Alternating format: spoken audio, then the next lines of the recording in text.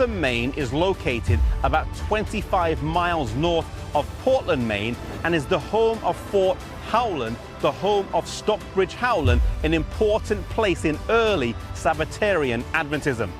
This town would have had a population of around 2,000 in the 1840s, and the principal industry would have been the mill factories along the Androscoggin River.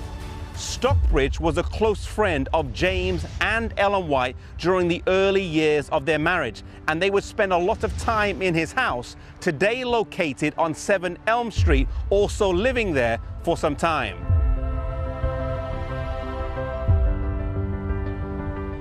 Joseph Bates had recently published a tract that linked the Sabbath with the sanctuary based on Revelation 11 verse 19, marking a progression in the development of this doctrine.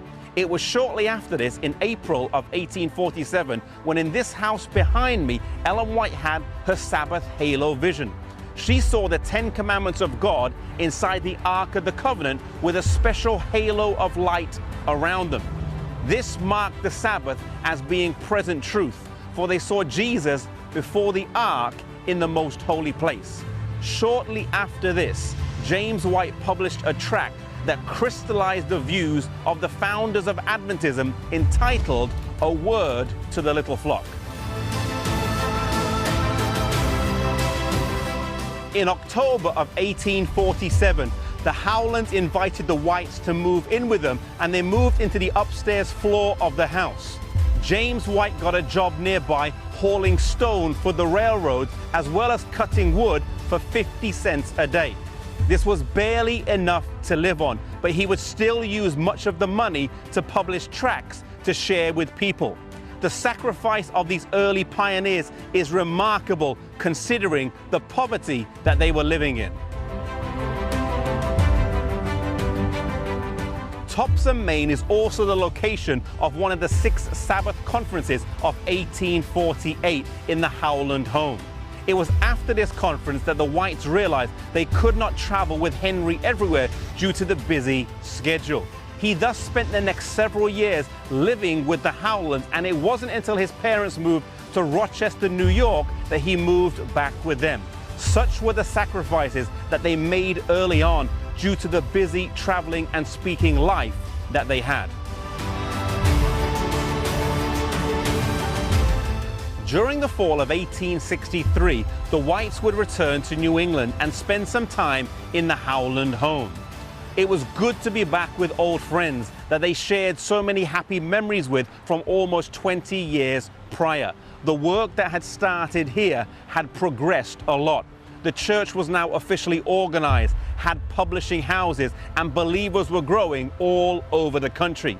As they came back to a place that reminded them of the extreme sacrifice they had to make, both financially and as parents, they would experience a terrible loss.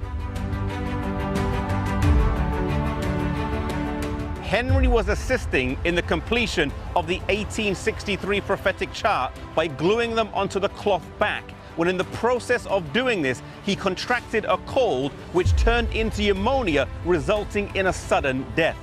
This was a terrible shock and caused deep sadness for the whole family.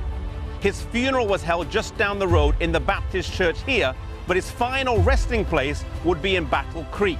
He said he wanted to be buried near his brother, John Herbert. In case his parents were away traveling, he could be near to him on the resurrection morning.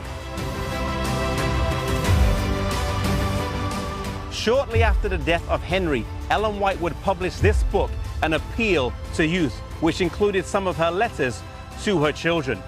Writing shortly afterwards, Ellen White commented, "But God comforted us in our bereavement, and with faith and courage, we pressed on with the work God had given us, in the bright hope of seeing our children who had been torn from us by death, in the land where death and sickness will never come."